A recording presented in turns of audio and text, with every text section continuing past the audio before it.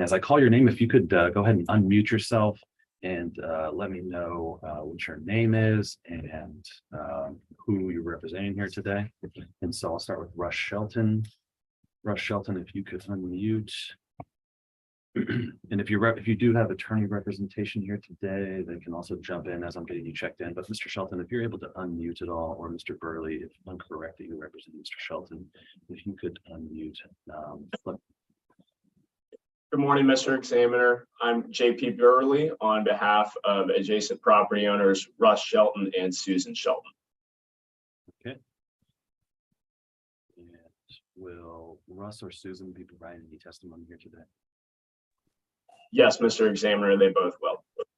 Okay. Could I have Russ and Susan unmute? Just make sure your equipment's working properly. I think I'm unmuted now. You are. Great. Can you hear me okay? Yep. Okay. And I'll ask Susan Shelton if Susan can hear me to unmute. Yes. Hi. Hi, Susan. Okay. Thank you. Just wanted to get you guys checked in and make sure that everything's working properly before we start. I'll throw you on mute and we'll hear from you in a little bit. Okay, I have a Kate Epstein or Katie Epstein. Yes, legally my name is Catherine Epstein, but I go by Katie. I am here, and I am one of the property owners for the 1404 Herschel. Okay, great. Welcome. It's Epstein. Thank you. Yes, Stein. Thanks. And Mark Epstein. Hi, I'm Mark Epstein. I'm one of the property owners of the 1404. Great, welcome. I see we have Steve Skaggs. Hi, I'm Steve Skaggs. I'm the landscape designer and contractor for the homeowners, the Epsteins. Okay, welcome. I see we have Wes Mazel from the zoning department of the city. Good morning. Wes. Okay, Morning. on the applicant owner side, the Epsteins and Mr. Skaggs, are you expecting anyone else to join us here today before we begin? No. Okay, great. Let's go ahead and get started. I'm going to begin by just reading through our hearing script. This will cover the procedure for the hearing, and then we'll jump right into it. So this is the August 23rd, 2023 session of the zoning hearing examiner docket. My name is David Sturkey. I'm the zoning hearing examiner for the city of Cincinnati. The case before us today is case number ZH20230134. That's 1404 Herschel. The purpose of this hearing is to allow applicants and any potential opposing parties to testify and to offer and refute evidence of testimony. This hearing will follow the rules found in the zoning code and the supplemental rules of the zoning hearing examiner. All testimony and evidence that an applicant and the opposing party was just offering must be presented at this hearing. The hearing will proceed as follows. The neighboring property owners through council have requested a continuance of this matter. I will first hear Mr. Burley's position on continuance, allow the owners to respond to that request. Depending on what happens with that, this case will either be continued, or if we move forward, the applicant, the applicant's attorney, or the applicant's agent will first present the applicant's case. I will then move to anyone from the public that will have an opportunity to speak after the applicant has presented its case. If a party of record is represented by an attorney, the attorney for the party of record may present witnesses after the applicant has presented its case and may cross-examine any person who has testified at this hearing. In the event that any party testifies or offers argument in opposition to this application, the applicant will have an opportunity to rebut that testimony and or argument offered in opposition. After the applicant has been given an opportunity to rebut any testimony and or argument offered in opposition, the applicant will have an opportunity to make any closing statements. The attorney for the party of record will have an opportunity to make any closing statements. And then finally, the applicant will have an opportunity to make a closing statement. I will walk you through all of that as we proceed. Essentially, the applicants and the owners of the subject property will have an opportunity to tell me about the project, why they think I should grant the relief that they're requesting. I will then go to members of the public to provide any input. I will also allow Wes Mazel, the zoning plans examiner, to provide any testimony as well. Mr. Burley will be able to ask his clients questions and present any evidence that he would like, ask any questions of the applicant owner. I'll then allow the applicants and the owners to respond to any of the arguments that Mr. Burley has made. And then finally, each side will have an opportunity to make any closing statements. After all presentations have been made, I will close the hearing. Decisions may be expected within 2 weeks. I may limit or exclude any testimony that I deem irrelevant or outside the scope of the application being considered. I may interrupt any speaker to ask questions or make any comments. In the event of any technical difficulties with the Zoom technology, I'll do my best to troubleshoot those on the fly, but to the extent there's some defect in the tech that prevents us from me fully going forward with this hearing today, I may continue to postpone the hearing. That'll be at my discretion. And then I think that's it. Finally, I just need to swear in all of our witnesses. So if you intend on providing any testimony here today, asking any questions, making any comments, doing anything other than just strictly observing, and the zoning code requires that I swear you in. This excludes all attorneys that are representing someone in this matter. And so if that's you, you're going to make any comments, I need you to take yourself off of mute right now. I need you to raise your right hand and I need everyone to answer out loud. Do you solemnly swear the testimony you shall give will be the truth, the whole truth, and nothing but the truth? Yes. Yes. I do. Yes, Yes. Yes. Great. Thanks, everyone. Okay, so like I said, we have a continuance that was submitted, I believe, yesterday or the day before. Let me go ahead real quick before Mr. Burley, I turn it over to you, to Mr. Skaggs and the Epsteins. Have you had an opportunity to review that continuance request? Yes, I have, and I've got issues with that. Okay, so I will start with Mr. Burley and then I'll allow you all to respond. Mr. Burley, floor is yours. Mr. Examiner, we are prepared to move forward on the merits at this hearing. So we would withdraw our request for a continuance at this point. Thank you. Okay, great, sure. Let's move into it then. We will start then with the presentation by the applicant and the owners of the property. If you all are ready to proceed and tell me about this project and why I should grant this relief, please go ahead. The floor is yours. I'm sorry, Mr. Skaggs. Okay. I may impose some time restrictions as we go through here today. I have a full day of hearings pretty much stacked on top of one another. So I may impose some time restrictions. So please try to be as concise as possible. Thanks. Will do. On behalf of the Epsteins, we wish to get this variance. The city will allow the Epsteins to have a 20-foot wide driveway through the zoning without a variance. So we're essentially only asking for 4 more feet to allow for some additional parking, because continuously the adjacent homeowners, the Sheltons, use the Epstein's lane to get in and out of their driveway, with numerous cars parked in their driveway. There is no shared agreement between the 2 homeowners to have a shared driveway. So therefore, technically they're crossing over the property line to exit their property as opposed to moving their own vehicles. This was brought to me the attention the other day that on April 28th, my clients had an electrician there. Instead of the Sheltons moving their own vehicles, they went and knocked on my client's door to ask to move the electrician's vehicle so they could get out of their own driveway. So allowing us to expand the driveway to the 20 feet and the additional 4 feet would allow for electrician and plumber to park over there and still have that access lane available for use for both parties. Gotcha. So the condition creating the need for the wider driveway, you're saying, is the nature of the shared driveway and how the neighbors are using it? Yeah, both the shared driveway and as people have family, friends over, both driveways get packed with cars. The Epsteins, they have 3 young sons that are eventually will be driving. So it's fine for them now, but with the homeowner having multiple vehicles, up 3 to 5 vehicles at a time, and continuously using their lane to exit their property, this would allow for that to still happen and still be cordial with the neighbors to allow that. Gotcha. Okay. Anything else, Mr. Skaggs, you wanted to provide? I guess the only other issue I had with, not that it really matters, not because the continuance wasn't granted, but in the continuance request, the attorney wrote that the expansion of the driveway is going to fall on the Shelton's property. That by no means going to happen. We will be a total of, the additional parking will be 14, or actually it'll be 14 feet away from the property line.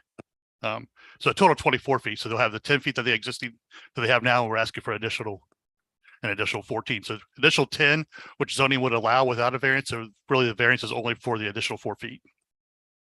Gotcha. Okay. And so you're just emphasizing that none of the expansion is going to be on the Shelton's property. Is that Correct, right? correct. Okay. Great. Yeah, and with Did, that, I mean, there are numerous homes along Herschel Avenue that have additional parking in their front yard. Just the house to the left of the Sheltons on the opposite side has parking in the front yard. So, yeah, with that being said, I don't see why my clients couldn't have that additional little space as well. Gotcha. And that's shown in some of the pictures I sent, the aerial views of various addresses along Herschel Avenue. I mean, one house has a complete circular driveway in their front yard. Gotcha. That's all the different addresses were included in the Yes. application materials. Yes. Okay. Yeah, you should have aerial views from cages of all this.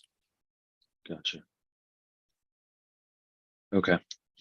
All right. Anything else right now, Mr. Skaggs? I think that's all I have at this time. Okay. Did the owners, the Epsteins, want to provide anything now? Or provide any additional testimony? You don't have to, just giving you that Yeah, opportunity. I guess the only thing I would maybe add to what he said is a lot of other streets have parking, like street parking on both sides of the street, and our street parking is on the opposite side of the street, which is a very busy street, Herschel Avenue. And the street parking has like timing limits because the school is very close. So you can't just park a car there and leave it because of the school drop off and pick up lane. Gotcha. Okay. Thank you. Let's see. So I think now we will move to Mr. Burley, if there's nothing else from the applicant or the owner. Mr. Burley, you're familiar with this process. If you would like to provide any opening remarks, you're welcome to do that. If you would like to ask your clients questions directly, sort of like a direct examination, you can do that if you would like, or if you just like to give them the floor to testify, that's fine as well. But nevertheless, the floor is yours. Thank you, Mr. Examiner. Again, my name is JP Burley. I'm here with the law firm of Suter LLC, and I'm representing Susan and Russell Shelton, who are the abutting property owners that own half of the shared driveway that is the subject of this application. And I want to briefly summarize the arguments we provided to you in our brief in opposition, and then I'll ask Susan and Russ some questions. And I might have a few brief questions from Mr. Skaggs, but I will be respectful of your time and try to move this along as quickly as I can. So the Sheltons have owned their property since 1999, Mr. Examiner. And in that time, they have raised children up and through driving age. They've hosted parties. They've had guests who have come in and out of this driveway, and they've never had any serious issues with the shared driveway. What they will explain to you is that despite having no formal easement agreement, any issues with the driveway have been resolved through cooperation and open communication and simply working with the adjacent property owner to be a good neighbor.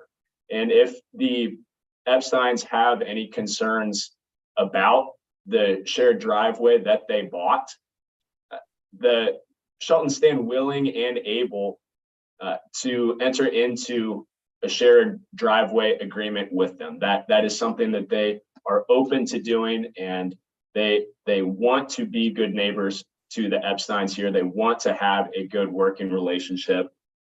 They simply don't see any reason, and they cannot support a deviation from the zoning code in this instance. Simply put, Mr. Examiner, there's no problem to solve here. The driveway is already wide enough for the Epsteins to access the rear of their property, and they already have a 2-car garage in the rear yard. So there's no predicament here that relief from the zoning code would address. Under the public interest factors in 1445-13, weighing the public and private benefits here, as the zoning plans examiner noted, this this application is really not in the public interest. The only benefit here that can be articulated is a slight benefit to the property owner of having a wider driveway and being able to park in the front. But there's no benefit to the greater public here. In fact, there are only harms. This would detract from the street view of Herschel Avenue. It would create significant adverse visual impacts for the Sheltons. And as you will hear from them, they feel that this will ultimately negatively impact their property values.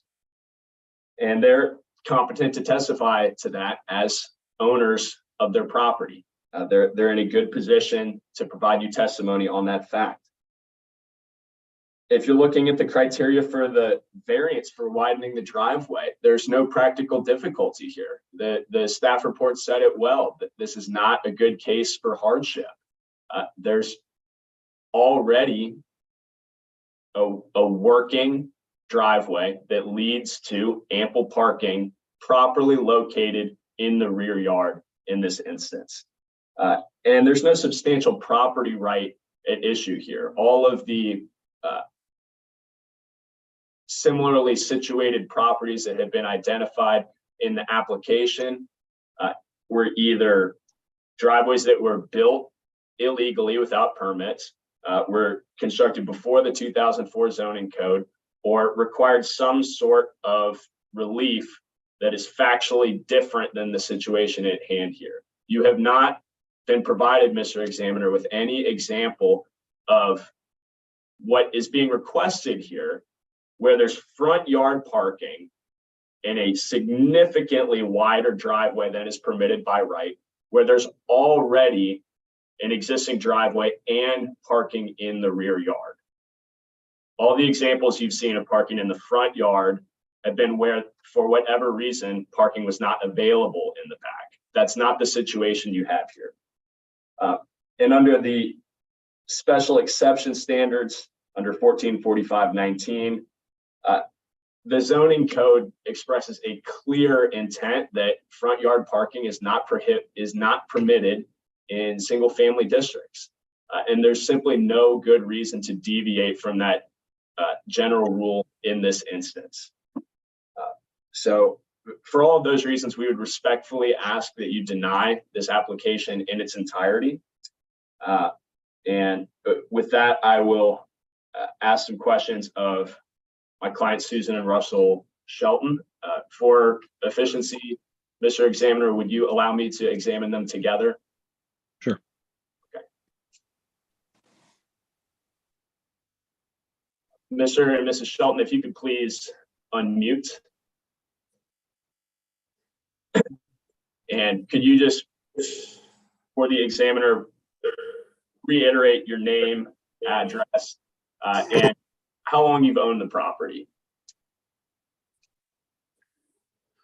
Okay, so I'll just jump in here. I'm Russ Shelton, co-owner of 1410 Herschel Avenue, a home we purchased in 1999, and to the best of my memory, moved in approximately October of 1999. So we've lived there for, what would that be, approaching 24 years. And so, Mr. Shelton, in that time, I assume you have become very familiar with the driveway at issue. Could you describe the driveway for the examiner? Describe its physical layout. Okay, so the continuous paved width of the driveway is approximately 20 feet. That extends from Herschel Avenue to the rear of the homes, where it balloons into sort of a circular shape. And on either side, on our side, we have a 3-car garage, and on the 1404 side, a 2-car garage. And so you said it's approximately 20 feet wide. Is the property line approximately down the middle? Yeah, that's correct. Yes. So it would be about 10 feet on each side? Yeah, more or less. That's, don't have the precise measurements. That's approximately correct. Yes. They're basically mirror images of each other, and cars can drive by each other fairly easily. So this driveway is wide enough that you could pull down one side of the driveway if the other side was blocked, correct? Yeah, correct. So 2 cars could be driving down this driveway at the same time. Easily, yes. So could you tell the examiner a bit about your relationship with the past owner of this property? Did you have any issues with the shared driveway? We've never had an issue with the shared driveway. We have 3 children. The previous owners had 3 children. They were all of approximately the same age. So for a period of time, we had 8 licensed drivers who used the driveway. Goes without saying that, they had friends. Goes without saying that either household had social gatherings of one kind or another. And we just, right from day one in 1999, we sat down, we talked about how to use the driveway, and we never had an issue. There have been obviously times when it's necessary to move a car. There have been times when it's been necessary to, advise somebody who's providing a service to, maybe move a vehicle. And just to give a width example, I mean, just in recent times, there have been construction vehicles in the driveway, and everybody's able to maneuver around them with no problem whatsoever. So from your perspective, it sounds like the shared driveway works pretty well. So could you tell the examiner about your concerns with what has been proposed for this expansion and front yard parking area? Well, as I mentioned a couple of seconds ago, the continuous paved width of the driveway as it exists today is approximately 20 feet. Adding 14 feet to that width would give you a driveway opening that's approximately the same width as Herschel Avenue, probably larger in width than the adjacent streets. It's it is completely and totally a deviation from anything else in the neighborhood. It's just of a concern personally that, when you look at it, it's already a driveway with it, which is wide enough for 2 cars to pass comfortably. Adding a 3rd lane to that effectively makes it a triple driveway. It's unsightly. When, somebody is looking to buy a home, it's very seldom that they put shared driveway or double driveway at the top of their list of things that they're looking for, correct? Therefore, it's ultimately a detriment to have a 3-lane driveway, the width of Herschel Avenue, entering the joint properties. Sure. So are either of you familiar with any other driveway in this area that's 34 feet wide? No. No. And if, in your opinion, if this driveway was expanded in the way that's being proposed, would that affect your property value if you went to go and sell your house at that point? We think that we would not be able to achieve the same sale value, that it would be decreased in the future. I mean, you can't always predict that, but again, I agree with Russ. I don't think that a shared driveway, first of all, is top on people's lists for, attributes. And so if you make it wider and more, kind of prevalent, I think that makes things worse.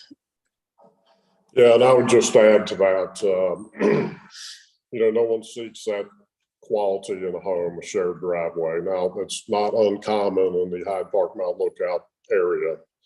It was a shared driveway, for as long as anybody can remember. And it was a shared driveway when the Epsteins purchased their property. So, it was completely known and knowable that it was a shared driveway.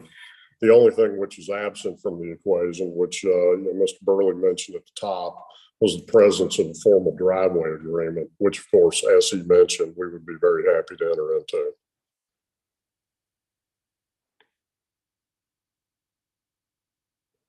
So you have explained to the examiner about the visual impacts of the width of the driveway. Do you think that parking cars in the front yard of this property would be a visual impact to you or to passersby? It definitely would be a negative impact. And as far as, unfortunately, we appreciate that, that Mark and Katie are trying to follow the process. So we do really appreciate that, but we can't speak to neighbors that chose not to follow the process. And we would have been opposed to our next door neighbors who have front yard parking. I don't think, that looks good either. We actually had to do extra landscaping on our front yard because of the problem with having cars parked in their front yard. And literally the neighbor before drove across our front yard. So yeah, we have a problem with it. And we would, if given the chance, we would have opposed our other neighbors' use of front yard parking. There's a reason that there's, that the city has an ordinance against that. Those are all the questions I wanted to ask. Is there anything else you'd like the examiner to know about this application? I guess I would just add this. I mean, the Epsteins moved in, approximately a year ago. We talked about the driveway at the time. I highlighted to them personally that, we've always been able to make it work. The subject came up about front yard parking, in concept. I tried to encourage them quite literally not to spend the money on that, what we should do is work on making the driveway work for them as well as it worked for the previous occupants for over 20 years. We have fewer licensed drivers. It is true that we presently have a daughter living at home who is moving moving out of the city to a new job in about a month. It is true that we have a daughter living in the city who does come from time to time to visit the home. But it's also true that there are far, far fewer licensed drivers who are using the driveway. And even when they were all present, the use of the driveway was never a problem.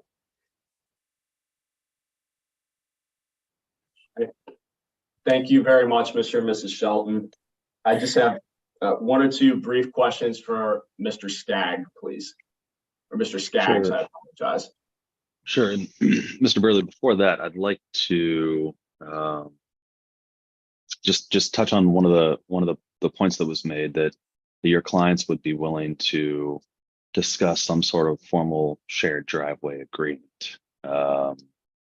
Yes, I they would. wonder, turning to the Epsteins and Mr. Skaggs, if a discussion about what that formal agreement could look like is something you'd be interested in pursuing before I render a decision in this case. Any response to that from the Epsteins or Mr. Skaggs? I'll yeah. have to defer to the homeowners for that one. You want to say something, Katie? Or You can go ahead first. there's multiple issues here. I'm happy for you guys that you have lots of people around. It's not like a complaint that you do. That's part of the issue for us. And we've accommodated that. And yes, at some point we should really formalize or come up with perhaps we would call it an informal agreement that we can review at times where people should park, instead of you have all the parking and you just tell me, you come to my house when I move in and say, don't block the driveway. Hi, I'm your neighbor. Don't block the driveway. And I say, what does that mean? I just literally stopped in the door and you just repeated yourself, don't block the driveway. And that's fine. You know what? It's fine. And you know, I'm glad to have you guys as neighbors, and I want you to know, this is not like we want to spend money for no reason. We don't have parking in the back. There's a lot of people that do. And if we did, we would use that. Our neighbor on the other side of us has actual parking in the back. That would be, you know, what we do. We can't, because it's a whole story above us. The land is a huge hill. We can't just do that. So we basically only have the 2 cars. This is a 6-bedroom house or 5-bedroom house with, we've got 3 little kids, and, you know, agreeing where to park would be great. And even accommodating each other. Just let us know when you're going to use up all the parking, because what if we, you know, my mom who's elderly needs to be here too sometimes, and, you know, that's fine. It's not like, it's frustrating that that's happened, but that's not, we just wanted to solve an issue. My wife and I are both full-time working and both doctors, and need to be able to like get in and out of the house. We're both working. Like if one of us wasn't or something like that, maybe, you know, we wouldn't be driving as much. She needs to be able to get to the hospital whenever needed. We just need a little bit more parking. And yes, we'd like to come up with a way of figuring out how we could do it. I'm estimating that maybe it would be tight getting 5 total cars regularly in the regular spots, including, you know, both sides, not including driveways. But that wouldn't be enough, you know, with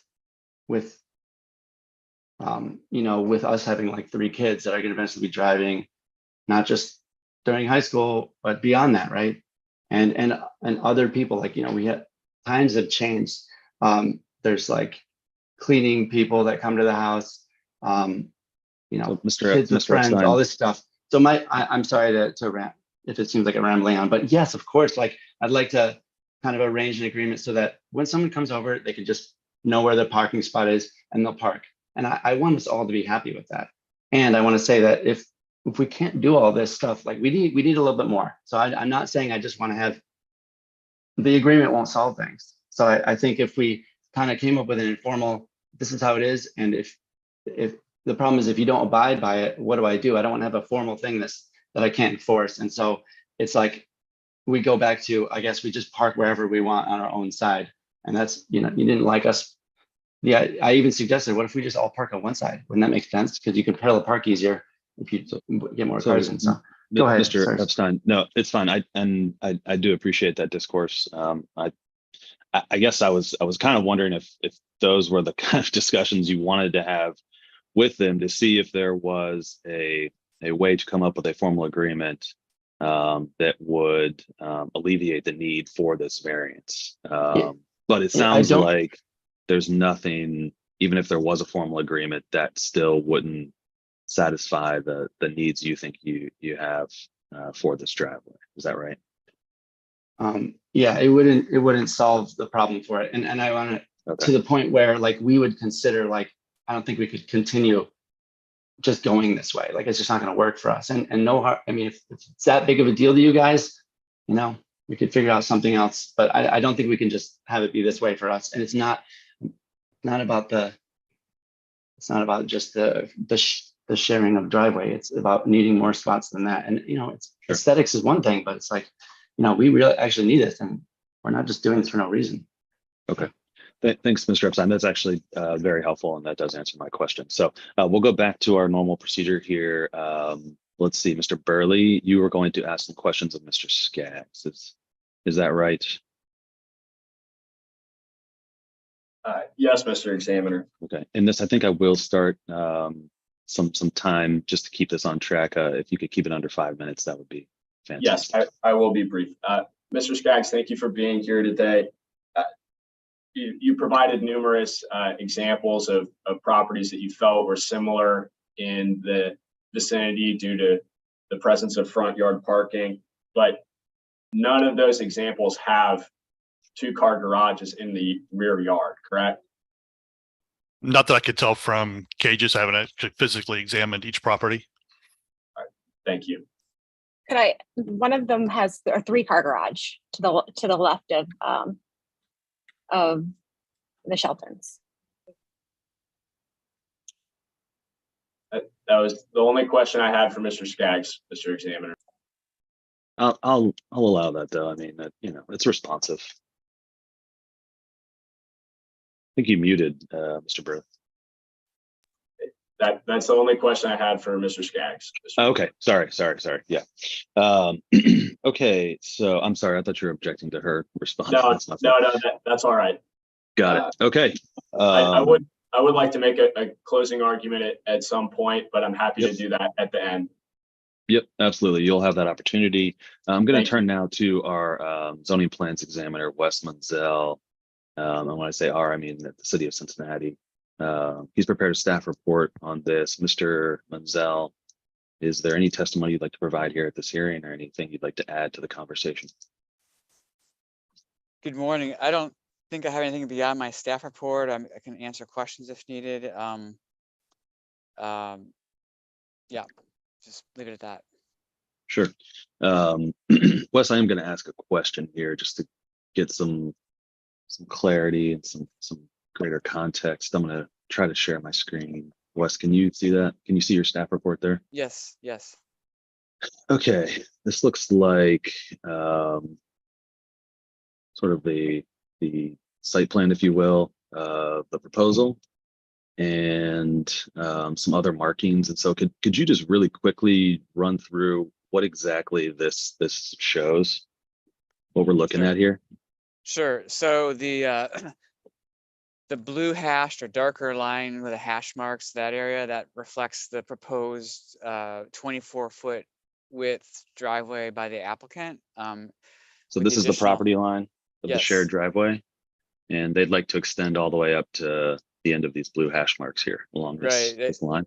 Okay. Yeah, they have like a retaining wall proposed, and then that additional area would be an additional 14 feet beyond the existing driveway, and then it has a squared off stopping point, as you just had the cursor there by this Yeah, by the here. stairway. Yeah. Gotcha. And so the Um, total length of the driveway would be what? I believe it's 24 feet 8 inches is what Okay. is out. Gotcha. And what do we have here? The red line reflects the maximum 20-foot width driveway that's allowed at the curb point, and then the zoning code allows for the driveway to be 20 feet wide maximum. So on the applicant's property, it could be 20 feet wide at that point, but then it has to begin tapering or, eventually connecting to the existing driveway or existing garage to allow for the 20-foot width, but the edge of the driveway can't be, straight back. It has to, connect in some manner to the existing driveway, as I've shown with the red line. That would be a conforming driveway design, as we have noted. Gotcha. And So it yeah, would sorry, not go ahead, Wes. it would not technically be front yard parking per se, because the driveway itself is has an edge that meets the existing driveway versus stopping at a dead end, as what the original proposal shows. Gotcha. Okay. And so if they were to install, they could install a 20-foot driveway, which would expand their current driveway. Is their current driveway 10 feet? Is that what we've determined? I think so. So they could have a 20-foot wide driveway by right, and they wouldn't need any special relief for that at all. Correct. Okay. As I've shown right. there with the red line or some Yeah. manner similar to that. Yeah. Yeah. Okay. So this is really just so they can get that extra 4.8 feet on over here, right? To have Yes. some extra width. Okay. All right. That's thank you, Wes. That's all the question I had. Going to now go back to Mr. Skaggs, the Epsteins. You all have an opportunity now to respond to any of the arguments that were made by Mr. Burley or any of the comments from Mr. Zell in my questioning. So floor is yours. I'll give you about 10 to 12 minutes for this.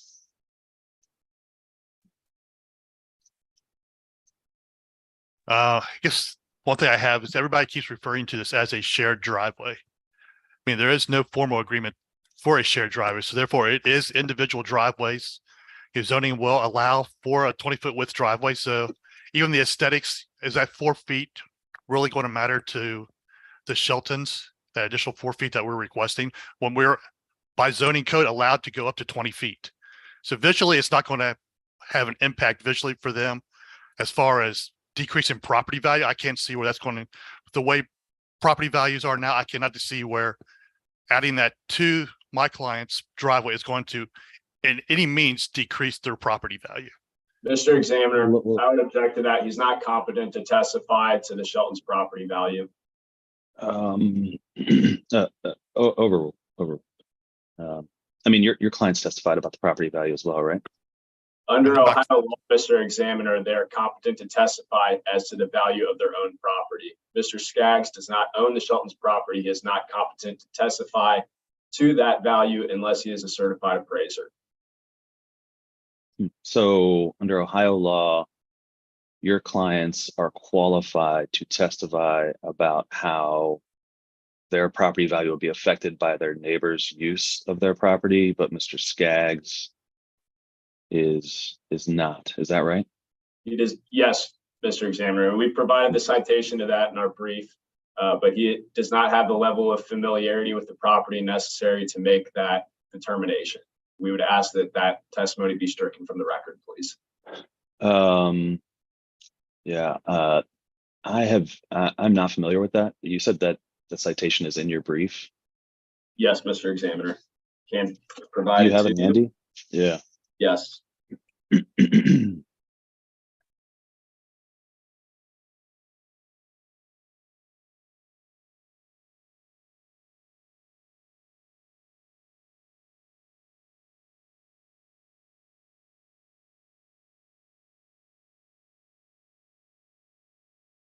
So, Mr. Burley. Yeah. Do you have it? Yes, Mr. Examiner. Yeah. In the Ohio Supreme Court case of Toklas and Son, the Midwestern Indemnity Company, which is 65 Ohio State 3rd 621, the court held that, quote, an owner is permitted to testify concerning the value of his property without being qualified as an expert, because he is presumed to be familiar with it from having purchased or dealt with it, unquote. Gotcha. And what, did you have a citation there? Yes, Mr. Examiner. That is 65 Ohio State 3rd 621. The pin site is at page 622. Okay. All right. So I guess I will I'll sustain the objection on the property value. Mr. Skaggs, you can go ahead. I mean, I guess if we're talking about that, then my clients can come on here and say, well, this might increase their property value then.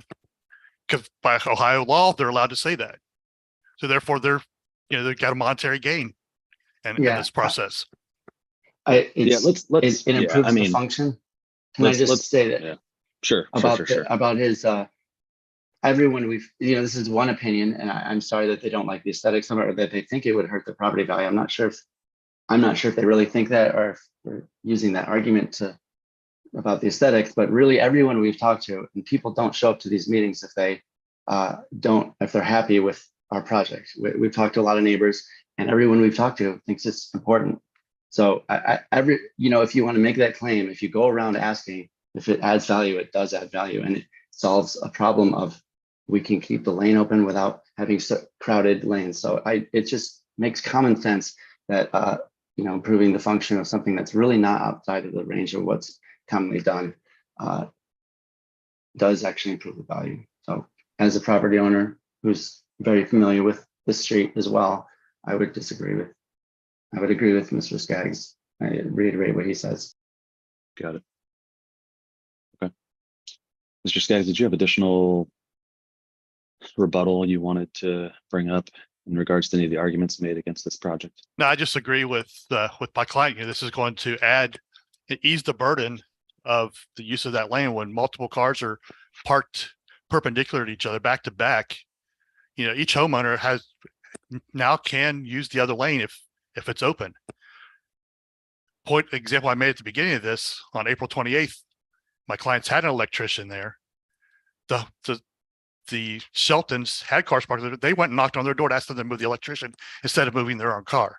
To me, that's just pure laziness on their end, wanting an electrician to move so they could get out of their driveway. Adding this additional 4 feet to what's allowed of the 20 feet would allow for those vehicles to park to the side and still keep that drive lane open, where if they do have vehicles in their lane, they don't have to move their vehicles. It's still going to allow easy access in and out for both parties. Yeah, so I think one area where I'm getting stuck here is why, if they extended the driveway 20 feet, which they can do, without me needing to approve anything, wouldn't that still give them the ability to move cars, to park a car in the driveway and maneuver around that car to get in and out of the street? In essence, it would, yes. Okay. But Well, the additional 4 feet would allow for, if a car is, say they have coming a double car park, allow for, passenger door to open and close easily without hitting the reach, because we will have to build, whether we go to the 20 feet or we go to the 24 feet, we're still going to have to build a retaining wall because of the slope of the yard. This would just allow a little bit more room for us to be able to open up a car door when a car happens to be parked there, or a Gotcha. service vehicle or whatever. Gotcha. Or if the vehicle's wider than, standard vehicle, if it have to be wider, that would be one reason. And I'm pretty sure that if we don't have that part paved, that extra 4 feet paved, it would still be landscaped, allowing us to step out there. They're a pretty reputable, well-known landscaping company, and they make things look nice. Take pictures of it and get more clients that way. And it looks nice, and people, we just wanted, since we had already gone to that route of getting the engineering done, that was the plan, and then submitting it, they said, well, you need a variance for this. So it's like, okay, well, it was already time for the hearing date. We didn't know that. Okay, you know what? You can actually just do the 20 feet. So we didn't know that it was going to be only a few extra feet. And by then we already had the hearing. We also didn't know that, they lawyered up and everything, and they were going to be opposing it until like a couple of days earlier. So if, what were we going to do at this point? They've known about this for months, and they never said, a big issue. And I would have been happy to, I've been trying to, come to a good agreement about it. So Yeah. I understand your confusion. Why are you this far along about 4 feet? So that was confusing to us. Yeah. The Sheltons were given the plan and pictures of the proposed material for the retaining wall back in I believe it was June. Katie sent me the messages from that, and for us then to receive a brief from a lawyer 2 days prior to this hearing, to me that just doesn't seem quite neighborly, as in my opinion. Yeah, well, the timeframes on these are all in the code. They're determined, by the legislature at the time when the code was written. And I think they try to balance generally the desires of homeowners to move projects along quickly, but also provide enough notice to neighbors. So sometimes it can be sort of tight, and particularly when you're talking about the time a neighbor has to respond to an application. And let me dig down again one more time, because as I look, I do have to look at the variance standards, and as the parties requesting the additional relief, requesting the exception from what's in the zoning code, the burden is the burden is on you to demonstrate why this is necessary, or why there are some practical difficulties that are not caused by you or created by you, to why you need this. And if it's to have a little bit of extra room to open a car door, I'm not sure that sort of meets that burden. What I've heard is that you could construct a driveway that could fit 2 cars wide and allow maneuverability around. And so I'm just wondering again why that extra 4 to 5 feet is necessary, and how you all meet that burden, knowing that the practical difficulty not being able to, just having 2 cars wide is not wide enough for all the drivers in both homes. If you are able to have, 2 or 3 cars wide with that 20-foot driveway, why is that extra 4 feet necessary, and what are the practical difficulties that are? Well, if it is a larger vehicle, if they're parked 20 feet, it would be tight if the neighbor has a car parked right on the property line. If you got a wider work truck, dump truck, something in the driveway, that lane in between the two would be fairly tight. If another larger vehicle need to get through there, it could be almost, might be impossible. You know, with side mirrors and things like that, they could potentially hit each other. So that just that little extra space is going to allow for that. And it'll allow, you know, so if say that the Sheltons had 4 cars in their driveway, and they didn't want to have, you know, 4 family members move their vehicles to be able to get out of their driveway, and say the Epsteins do have a commercial vehicle there working, it's just going to allow more room for them to exit their driveway as well. I mean, I think my clients are, I don't think they're upset about them using their driveway, you know, occasionally to exit. They just want the ability to be able to have people at their house, workers, and then not get knocked, you know, nobody knocking on the door asking them to move their car because the Sheltons were, frankly, in my opinion, too lazy to move their own vehicles. You know, we're just asking for just a little additional space beyond what the zoning code would require. And the fact that we're allowed to go 20 feet, you know, 20 feet to 24 feet, aesthetic wise, that's no different when everything's gonna be landscape. You're not going to notice that visually looking at the street. So the whole argument of this being visually impairing to the property, it's not. Gotcha. Okay. The only other thing that I would like to, that I would add would be that document that you pulled up where the zoning guy drew on it. Yeah. You see that it kind of like curves in. So Yeah. then you lose like length of being able to park, you know, you'd be able to park more cars, like, you know, parallel park more cars if it didn't curve in like that. Mhm. Yeah, that's, I mean, I think that there certainly would not be as much space and potentially not be able to park as many cars in the newly created space. And we tried to design that to maximize the amount that we could, because they have stairs and a post light right there. So the retaining wall will come around that. So I see where, you know, zoning's, you know, Wes is drawing. He's taking in consideration and meeting up to the driveway where the steps go. Basically, he's putting a radius in, which is losing square footage where, you know, we were 90 in it back and then 90 and back over. So, you know, it's the same similarity in design. Again, we're just asking for that little additional square footage. Gotcha. Especially for larger vehicles, commercial vehicles, to allow easy access for both parties to get in and out. Okay, Mr. Skaggs, I'm going to go over to Mr. Burley. I'm going to allow him a closing argument here. Mr. Burley, if you can keep it under 5 minutes. Mr. Skaggs, I'm going to try and give you a minute or two to respond, to have the final word here after Mr. Burley has made his remarks. So, Mr. Burley, please proceed. Yes, Mr. Examiner, thank you. And I will be brief. We will rest primarily on the arguments that we've made in our brief. They're thorough, and I would ask that you consider them in detail before you render a decision in this matter, because they simply have not met the applicable legal standards. They have not carried their burden that this is in the public interest, that there's some practical difficulty, or that they've satisfied the requirements for a special exception. And as you correctly noted, the burden is on them to do so, not the Sheltons. I do want to bring up one issue, Mr. Examiner, that we would disagree with the zoning plans examiner's interpretation of what they are permitted to do by right. I would point you to section 142535A, which contains the dimensional requirements for driveways. There's a minimum width of 8 feet and a maximum aggregate width of 20 feet.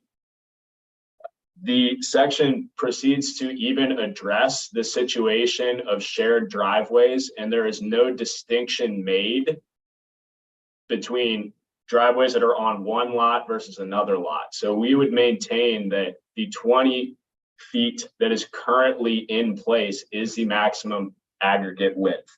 But even if you disagreed with that interpretation, Mr. Examiner, I think the repeated references to the shared driveway are really a distraction in this case, because they do not establish a practical difficulty here.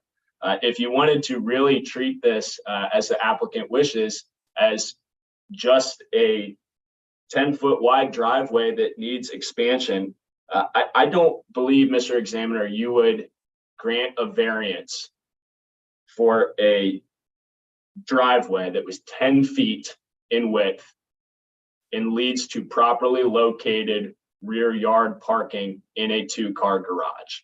There's no hardship here. That's the situation that many homeowners in Cincinnati are in. There's simply no problem here to be solved. The reference is to having one side of the driveway blocked, and so you have to ask the person to move around. That's not really relevant here, because if we were truly being, adversarial, stay off my property in this situation, neither property owner would have a right to cross the property line. They would have to work within that 10 feet. And if you block your own driveway, then you're unable to get out. That's the reality of living in a urban suburban area in Cincinnati. So there's no difficulty here. And you've heard testimony from the Sheltons that this would not be in the public interest because it would detract from the street view of people walking by on the sidewalk on Herschel Avenue, that it would be a negative visual impact for them as adjacent property owners, and that it would ultimately detract from their property values. And while I respect Mr. Epstein's opinion that it would increase his property values, the Sheltons have lived here for much longer, and they have a greater familiarity with the neighborhood and with the property at issue. And I would ask that you take consider their opinion as to property value at a greater weight than Mr. Epstein, who has moved here relatively recently. Simply put, Mr. Examiner, having additional parking is not a substantial property right in this case that the Epsteins are entitled to. They already have a compliant driveway. They already have a 2-car garage. There's no problem to be fixed here. And for these reasons, we would respectfully ask that you deny the application in its entirety. Thank you. Okay. Thank you, Mr. Burley. To Mr. Skaggs or the owners, you have a minute or two here if you'd like to make any final remarks. Yes, I would like to have a remark against the time of residence should have no bearing on how someone can assess their own property value. The Epstein's could have lived there 6 months, and if they think this is going to increase their property value, it will.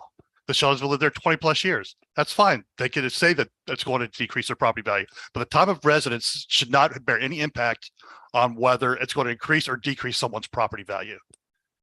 2, if the zoning examiner and the zoning review board says that the homeowners can have a 20-foot width driveway, just because technically the shared driveway is 20 feet now, my homeowner is by zoning, Mr. Burley, that's your interpretation of the code. Mr. Munzel, that's his interpretation, says, yeah, we're allowed 20 feet. So therefore we can go up to the 20 feet maximum that the zoning would allow. So I don't see where that should be an issue. Saying that just because we have technically or what you're calling a shared driveway is 20 feet in width. My homeowner from property line, they're allowed 20 feet per the zoning requirements that we were presented.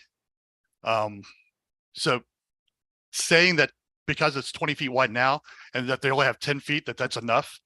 If zoning would allow them 20 feet, then we should be allowed to have at least the 20 feet. The 4 additional feet, yeah, that would be nice to have, but you can't come back and say, no, we cannot have that additional 20 feet because the zoning has already told us that we are allowed to have at least a 20-foot wide driveway, which would be an additional 10 feet.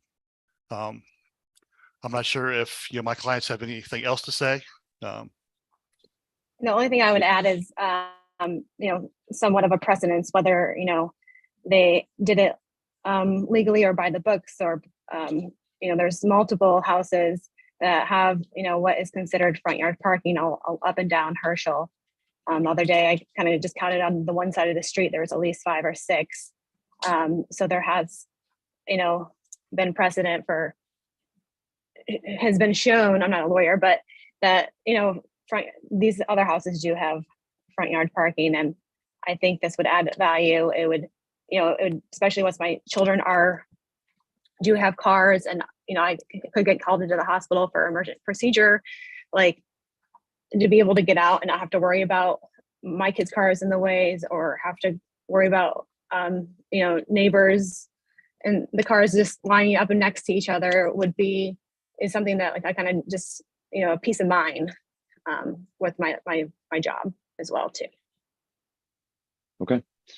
Well, we'll have to leave it at that. I want to thank everyone for their time, their testimony here today. I have a good amount of information here that I'd like to spend a little bit more time digesting before I render a formal decision.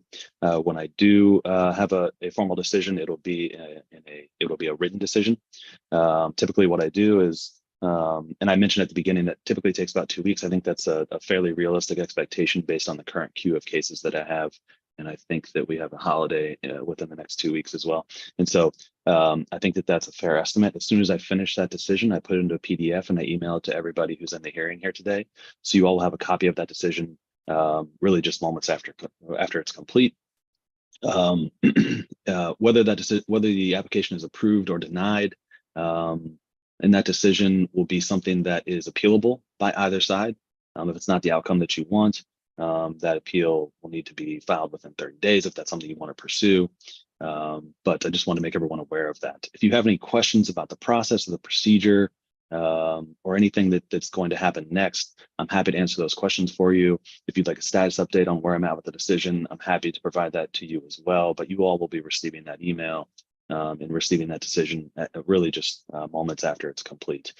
What I can't do is take in any new evidence or testimony. So if you reach out trying to present more evidence, that's something that I will not consider and will not become a part of my decision. Okay, great. Well, thank you all again. Hope you have a wonderful day. You'll be hearing from me